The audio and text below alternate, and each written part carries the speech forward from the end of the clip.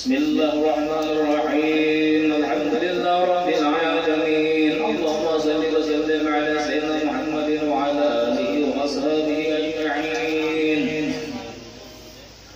Wa laqad ashartu li dhati man asabahu tuhyi quluba tuhayyiju ashyana. Wallahu qadarna alayhi fama yasawi al-qawlu minna wa yakunu zanana. السرائر قد علم بصفة ربنا وحكانا وإذ التزمنا بالمودة هاهنا نرفع أيدي فجرنا ورجانا للواحد الأحد العلي إلهنا متوسلين بمن إليه دعانا مختاره وحبيبه وصفيه زين الوجود به الإله.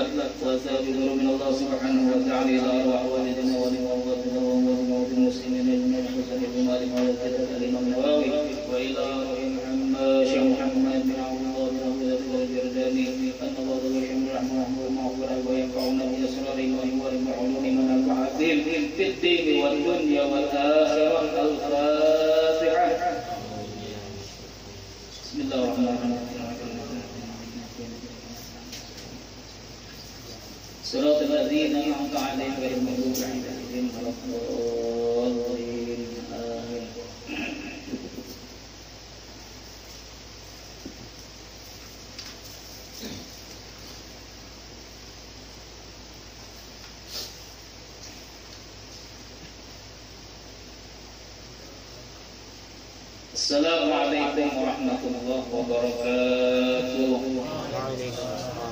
Bismillahirrahmanirrahim. Alhamdulillahirabbil alamin wa bihi nasta'in ala umuri dunya waddin. والصلاة والسلام على أشرف الأنبياء والمرسلين سيدنا وحبيبنا وشفيعنا محمد وعلى آله وأصحابه أجمعين ولا حول ولا قوة إلا بالله العلي العظيم.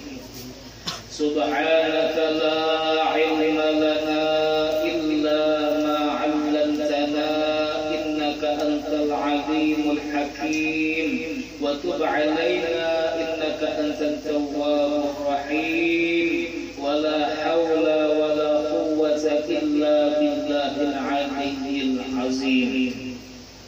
Para hadirin hadirat muslimin muslimat yang insyaallah sama-sama dimuliakan oleh Allah Subhanahu wa taala.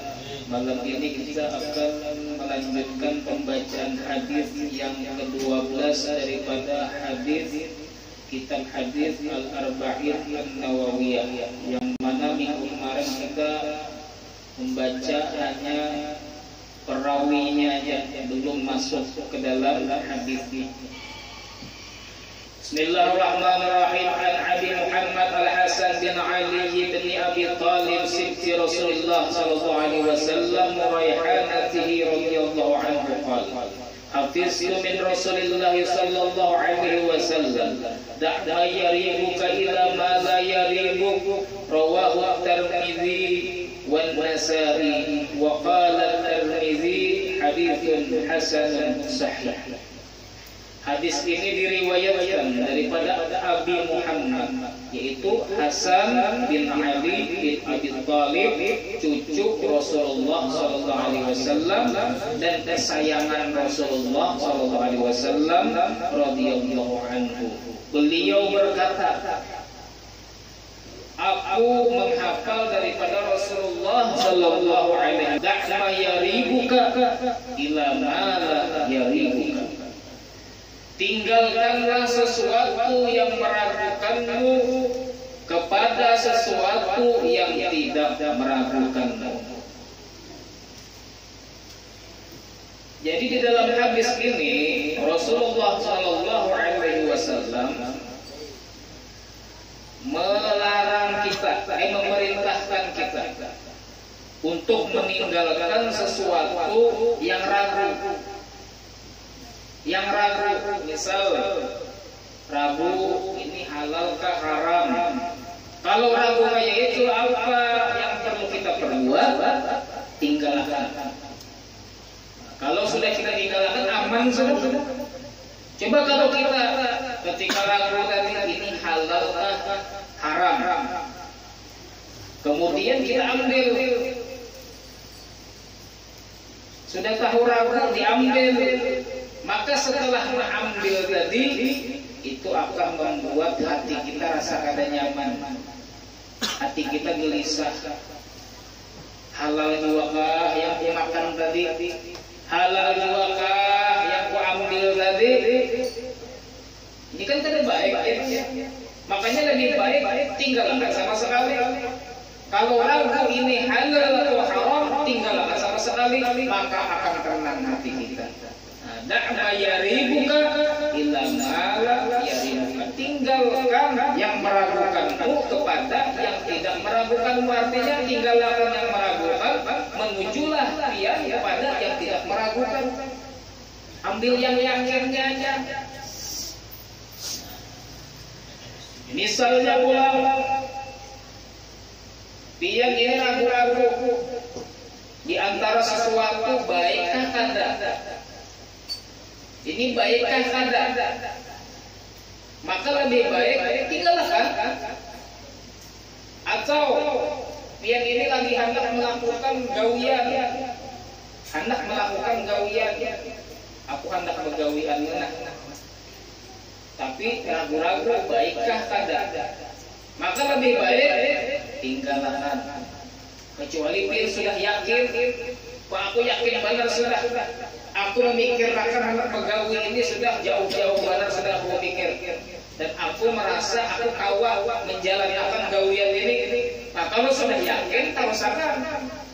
Tapi kalau ragu-ragu lebih baik tinggalkan.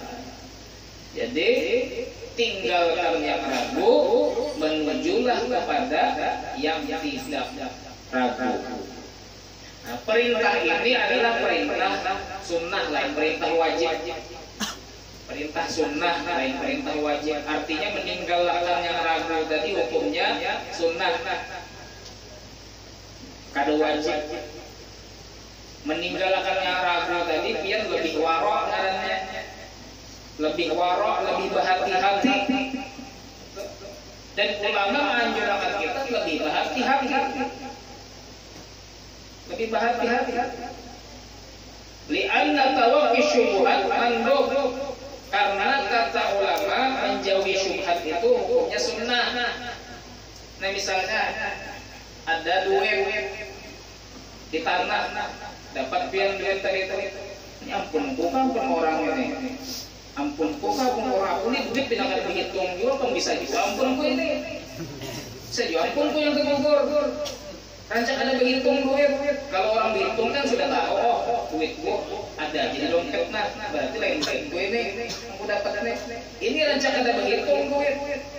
Pas dapat di tanah bisa juga duit ini, tapi bisa juga duit orang ragu-ragu. Kayak apa ketika ragu-ragu kayak ini? Lebih baik jangan diambil. Kalau pian hendak mengambil, cari orangnya mana ampunnya. Jadi perintah ini perintah mandub sunnah. Nah tadi itu duit yang tadi itu duit syubhat tuh, duit syubhat bisa ampun pian, bisa lain. Menghindari duit syubhat tadi itu hukumnya sunnah. Sunnah pian kada mengambil duit tadi, maksudnya kada memakan duit tadi, kada memakai duit tadi. Kalau hendak pian ambil, karena kalau orangnya cari orangnya umum makan. Apabila misalnya ini ada contoh, apabila seseorang ragu di dalam munculnya fajar Ramadan, ini bulan puasa, waktu sahur atau ini waktu bangunnya pina lambat benar, bangun sahur, tapi bangun sahurnya pina lambat sudah. Ketika inya bangun tadi ragu-ragu, ini sudah subuh ke belum? Anak bersahurnya sudah subuh ke belum? Maka lebih baik jangan bersahur, biar aja kalau bisa bersahuran. Kena aja pas buka puasanya bantas tuh. Jadi lebih baik ketika ragu-ragu tadi tinggalkan. Kalau bisa bersahuran, ya Allah, yang penting ulun berniat sunnah anak sahur tadi, ya Allah berikan pahala bersahur ulun dari walaupun ulun kada makan sahur, ya Allah. Tinggalkan. Cuma kalau pian hendak makan boleh juga. Ketika ragu-ragu nanti, ini ketika pian mungkin hidup di tengah hutan atau di tengah kampung, yang mana kampung tadi kada lalu masjid, kada lalu langgar, kada lalu musola, sehingga pian ini kada tahu masuk waktu sholat itu kada tahu. Masuk atau belumnya waktu sholat kada tahu, maka ragu-ragu sudah masuk subuh, maka lebih baik kan bersahur. Tapi boleh bersahur. Kalau misalnya kita bersahur kayak apa? Tadi kan ragu-ragu. Bersahur kah? Bersahur aja kan. Karena lapar aku lucut, kayaknya esok begawi. Lucut. Jadi makan aja. Sekalinya di tengah-tengah hari, yakin aja kalau ini bersahur tadi lewat sudah waktunya. Yakin misalnya. Maka ketika ini yakin, ini tadi bersahur lewat sudah waktunya, daripada waktu sahur artinya masuk sudah waktu subuh, maka puasanya batal. Walaupun inya boleh bersahur, tapi puasanya batal ketika inya suatu saat mengetahui inya bersahurnya tadi lewat daripada waktunya. Kita berikan contoh lagi. Apabila seseorang melihat sesuatu di tangan seseorang lain, kemudian dia melihat sesuatu tersebut di tangan orang lain, misalnya lah, ulun ini melihat ada amat ini diisi HP, pokoknya HP-nya lain pada yang lain, pokoknya Ada tanda-tandanya, ada apa namanya, ada tulisannya amat, ya, amat Fajar tulisannya. Pokoknya lain pada yang lain. Imbanu esok ulun melihat HP yang sama dipingkuti oleh orang lain. HP yang ulun lihat di wadah amat sekalinya ada di wadah orang lain, tulisannya amat Fajar. Dan ulun ini hendak menukari HP tadi. Kayak apa itu? Ulun hendak menukari HP tadi. Bolehkah ulun menukari HP tadi? Boleh nggak? Boleh, tapi lebih baik jangan kalau pindah itu curian. Soalnya semalam habis ada di tangan amat, ngarannya pas pulang amat Fajar. Ternyata ada di tangan orang, hendak menukari HP di tangan orang tadi. Maka boleh menukari, tapi lebih baik jangan. Kalau pindah itu HP curian, pas amat sembahyang zuhur diambilnya. Nah ini adalah meninggalkan untuk membeli HP yang di tangan orang tadi, itu hukumnya sunnah untuk kehati-hatian. Walaupun seandainya kalau menukari boleh-boleh aja. Karena ada tahu dua, seandainya pun itu dicurinya, maka ini ada berdosa yang menukari tadi, yang berdosa tadi yang mencuri.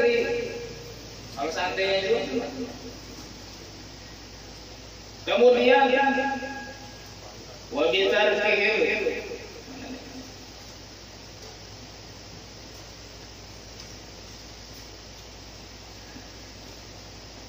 kita beri contoh lagi. Apabila ada orang fasik mengundang pian, orang fasik mengundang pian bermakanan di rumahnya, apakah boleh pian memenuhi undangannya? Orang fasik tadi gawiannya itu terbaik, gawiannya haram, dan pian tahu sudah ini gawiannya terbaik, gawian haram. Uang-uang yang ia miliki haram. Lebih baik kayak apa? Ketika pian diundang oleh orang tadi, maka lebih afdal jangan didatangi. Lebih baik jangan didatangi. Kenapa? Karena orang yang fasik seperti itu tidak jauh daripada barang-barang yang haram. Berpilih-pilih kayak kalau diundang orang, kalau orang alim bahari kayak itu, orang soleh bahari itu kayak itu, takutan benar. Kalau wayah-wayah pokoknya cari tempat pendapat yang membolehkan. Kalau ketakutan guru itu ini lain lagi, adalah guru yang membolehkan. Kayak itu wayah ini. Kalau bahari langsung aja ketakutan guru hukumnya ini apa, haram yang guru boleh kaidahnya. Kalau wayah ini ketakutan guru haram, gelak pulang kawan yang lain. Guru, yang guru anu sekarang itu haram hukumnya. Guru mentakut lagi dan pian. Kalau tidak ada pendapat yang lain yang boleh apa? Wah ini itu orang. Jangankan orang awamnya, wah ini orang alimnya yang sibuk memakai pendapat-pendapat yang membolehkan perilakunya,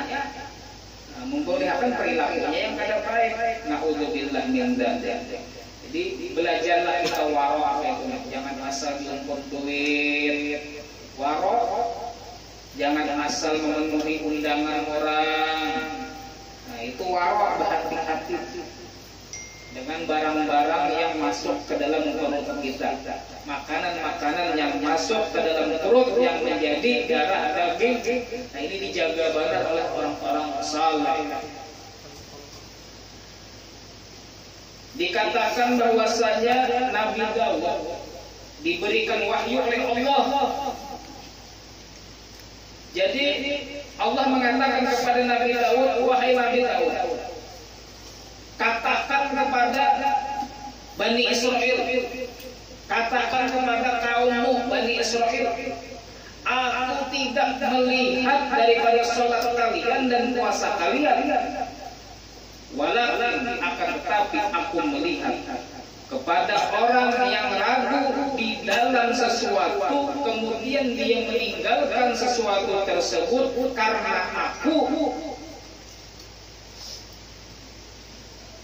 itulah yang aku kuatkan dengan pertolonganku. Dan aku bangga, kata Allah, membanggakannya kepada malaikat-malaikat. Nah, ulangi lagi. Jadi Allah mewahyukan kepada Nabi Daud, wahai Nabi Daud, padahal lawan Bani Israel, padahal lawan umat Ikal, aku kadang memandang kepada sholat kalian, aku kadang memandang kepada puasa kalian, akan tetapi aku memandang kepada orang yang ragu-ragu terhadap sesuatu, kemudian ingin meninggalkan sesuatu tersebut karena aku.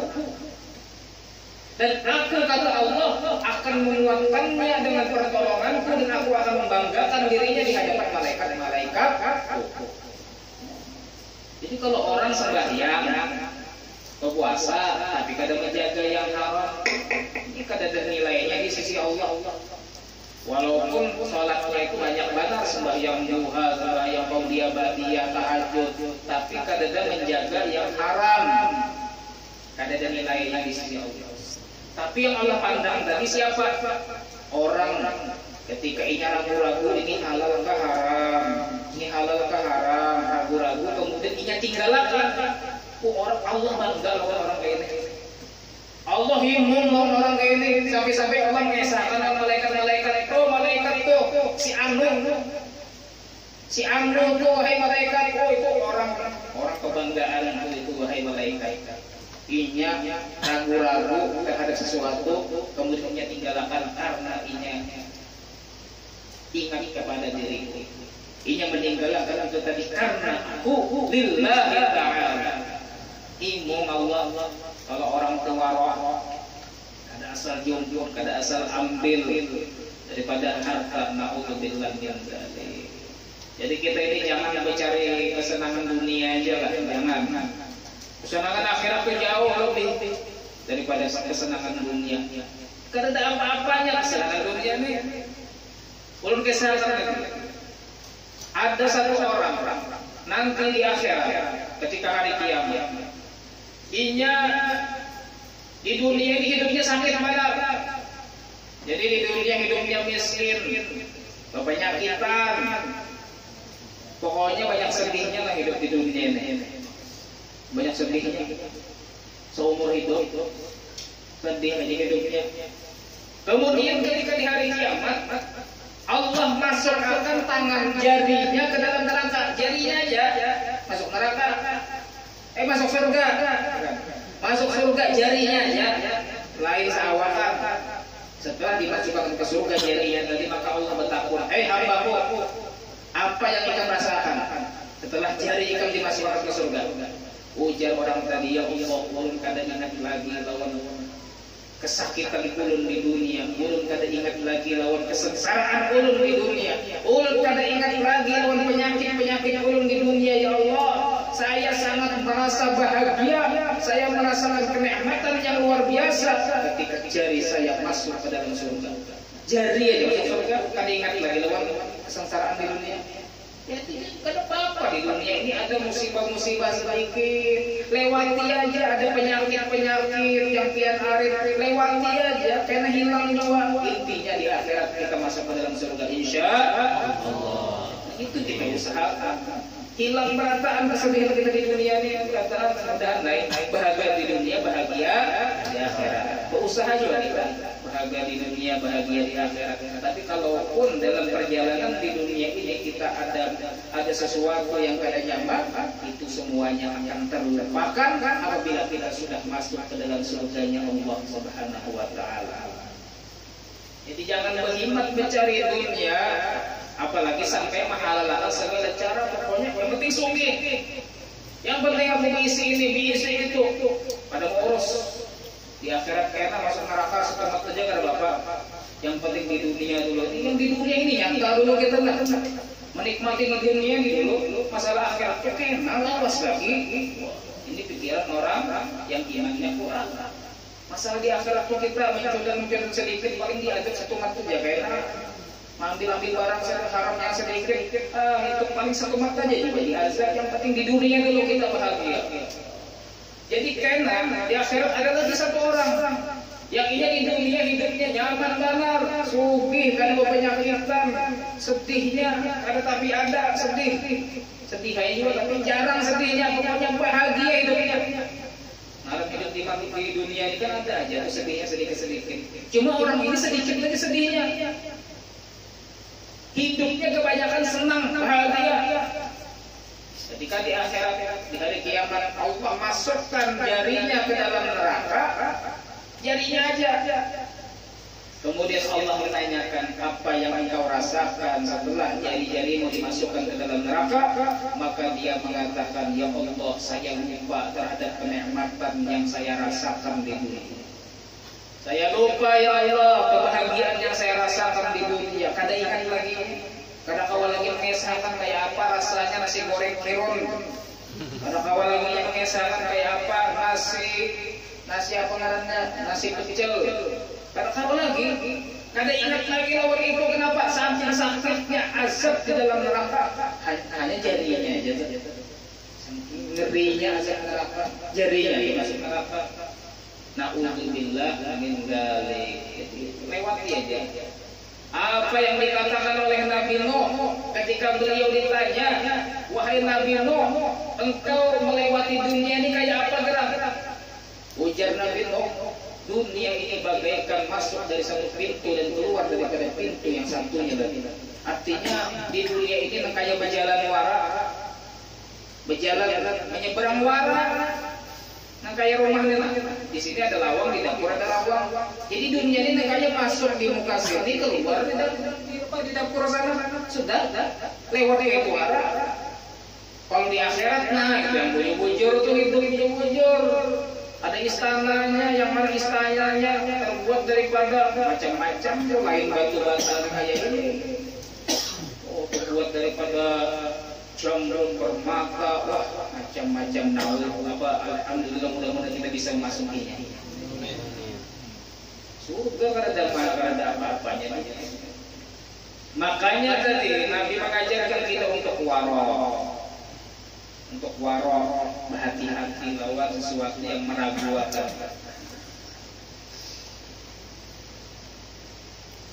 Wa qala Hasan bin Abi Sinan, ma syai'un ahwan min al-wara' idza rabaka syai'un syaqaqta fihi bada'ta wa hadza inna ma yasulu 'ala man sa'alahu.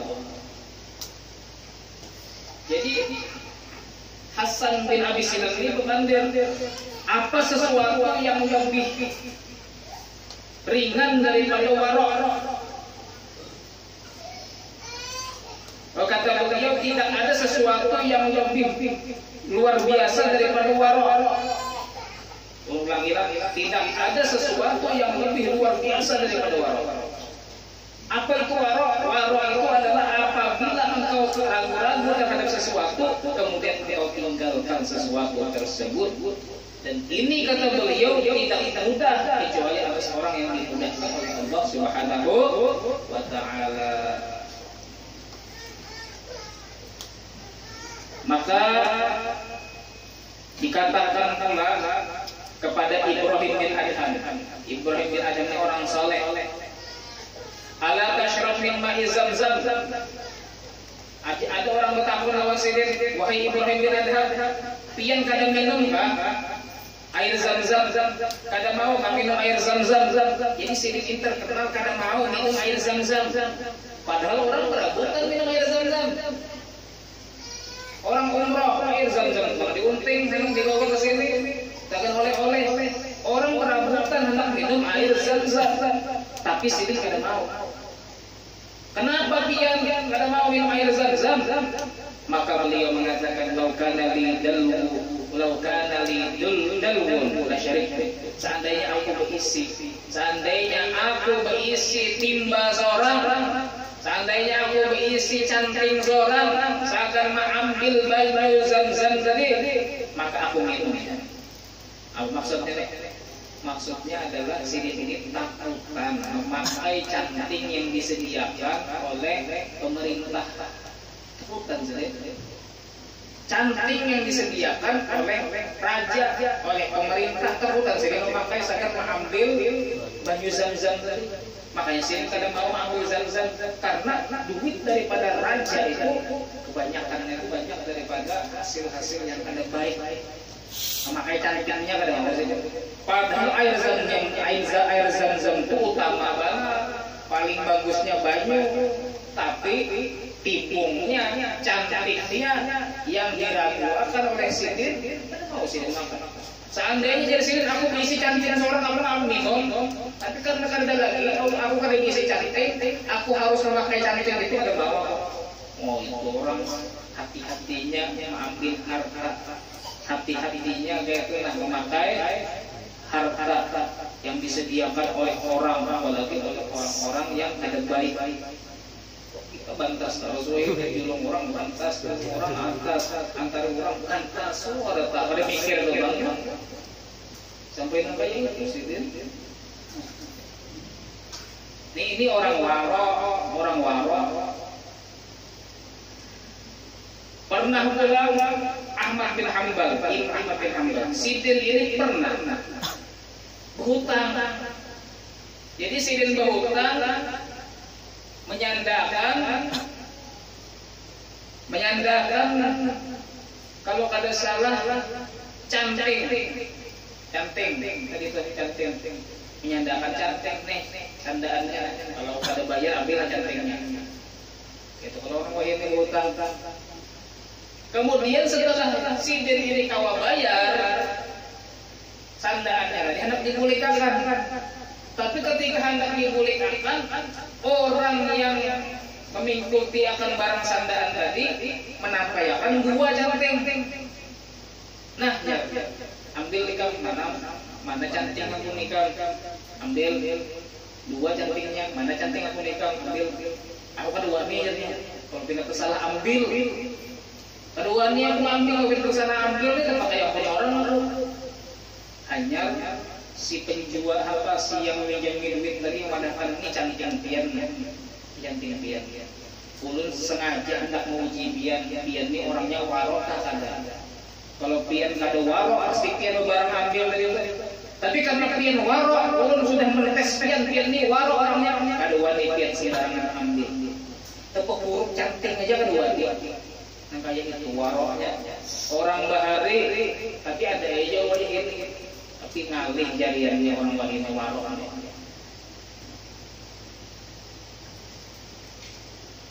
Kayak tepuk huruf duit kan boleh ya tepuk huruf duit.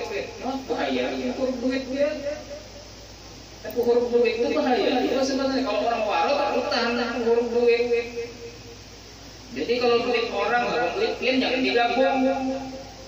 Misalnya orang bertitip antara karpet duit nih segan orang sakit di sana bari apa jangan dicampur duit biar dia berataan walaupun biar tahu nilainya itu orang waro. Tapi kalau orang kada waro campur itu Pak, yang penting kan misalnya dijulungi 100.000 julung dia 100.000 sana. Nah ini kan hati-hati, padahal duit yang dijulung tadi itu beda lawan duit biar bendanya itu beda. Walaupun nilainya sama, tapi bendanya itu beda. Yang kayak mobil, alia tepuk huruf kan bahaya tepuk huruf itu. Walaupun sama mereknya, kayak itu juga duit, walaupun sama 100.000, tapi lain ampunnya. Ini ampun orang yang menitip tadi, ini ampunku, jangan digabung. Nah itu orang waro. Dan dikatakan pula inna tanawula syubhati yuhyi qulubal mu'minin. Sesungguhnya memakan syubhat itu dapat membutakan hati orang beriman. Jadi kalau orang sudah makan syubhat, lain yang haram, yang syubhat saja. Yang syubhat yang ia ragu-ragu ini halal kah haram, ini halal kah haram. Dimakannya aja tetap, sudah ragu-ragu makannya aja tetap, maka itu dapat membutakan hati orang yang beriman. Sehingga ingat pengarang buta itu kalau melihat kebenaran itu kayak akan melihat mata zahirnya melihat aja, cuma ketika ia melihat kebenaran itu kayak ada percaya salah itu aja. Allah itu aja. Misalnya melihat Habib bujur aja bagus nih Habib tadi. Kalau salah itu Habibku. Oh, masa bujur itu. Kenapa? Hatinya sudah ditutup oleh Allah, mata hatinya tadi. Kenapa? Kebanyakan makan syubhat. Jadi ada orang bisa memandang, melihat di dalam kebenaran, tapi karena percaya, hatinya sudah ditutup mata hatinya oleh Allah Subhanahu wa taala. Mungkin kebanyakan makan yang syubhat. Oh, ini banyak banget orang itu. Yang jelas-jelas bujur itu salah-salahnya. Yang jelas-jelas salah diujurakannya. Oh ya itu. Jadi bujurakan mata kita, pandangan hati kita nih bujurakan. Kayak apa caranya? Makan yang bagus-bagus, makan halalan, thayyibah, yang halal, yang bagus. Kita makan makanan yang halal, maka akan membawa kita kepada pandangan yang bagus untuk menilai yang mana yang hak, yang mana yang batil, dan kita nyaman beribadah lawan Allah. Kalau makanan halal itu. Tapi kalau makanan haram sudah masuk ke dalam diri seseorang, maka ngalih ibadah, ngalih, berat-berat ibadah tuh. Maka koreksi diri kita masing-masing. Kalau kita berat ibadah, bisa jadi Anda sudah termasuk tuh yang haram-haram. Ada juga orang yang makanannya haram tapi itu juga ibadah. Artinya ini giat ibadah. Tapi orang yang makanannya haram walaupun dia giat beribadah lawan Allah Subhanahu wa taala, ibadahnya kadang dianggap oleh Allah Subhanahu wa taala, atau ibadahnya bisa memasukkan sifat riya. Jadi rajin beribadah cuma riya, anak dipuji orang, atau ujub, merasa sombong, merasa bangga terhadap amalnya dan meremehkan orang yang ada beramal. Nauzubillah min dzalik. Nah, itu tadi hadis Rasulullah, jauhilah yang meragukan, menujulah kepada yang tidak meragukan. Mudah-mudahan Allah Subhanahu wa taala menjaga hati kita, menjaga iman kita, menjaga kita selalu di dalam ketakwaan kepada Allah Subhanahu wa taala, menjauhi daripada makanan-makanan yang haram, menjauhi daripada makanan-makanan yang syubhat. Mudah-mudahan Allah Subhanahu wa taala sucikan segala yang pernah masuk daripada barang yang haram ke dalam diri kita. Mudah-mudahan Allah Subhanahu wa taala menghalalkannya dengan cara yang diketahui oleh Allah Subhanahu wa taala. Mudah-mudahan tidak mati kita daripada kehidupan dunia ini kecuali segala yang haram yang ada dalam tubuh kita, dalam harta kita yang ada di rumah kita, pakaian-pakaian kita, kecuali semuanya sudah dihalalkan oleh Allah Subhanahu wa taala dengan cara yang diketahui oleh Allah Subhanahu wa taala. Amin ya rabbal alamin. Bismillahirrahmanirrahim. Iyyaka na'budu wa iyyaka nasta'in.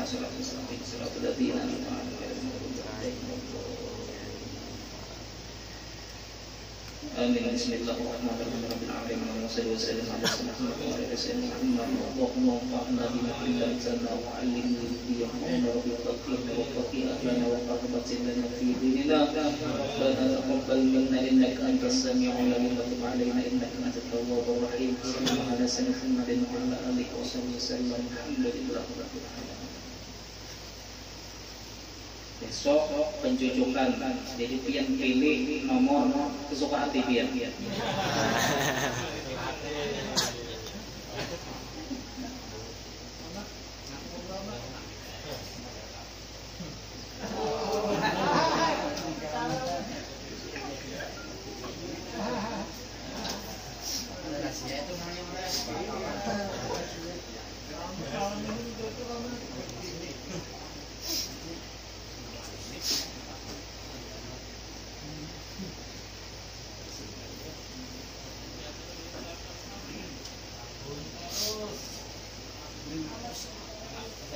Bimbas.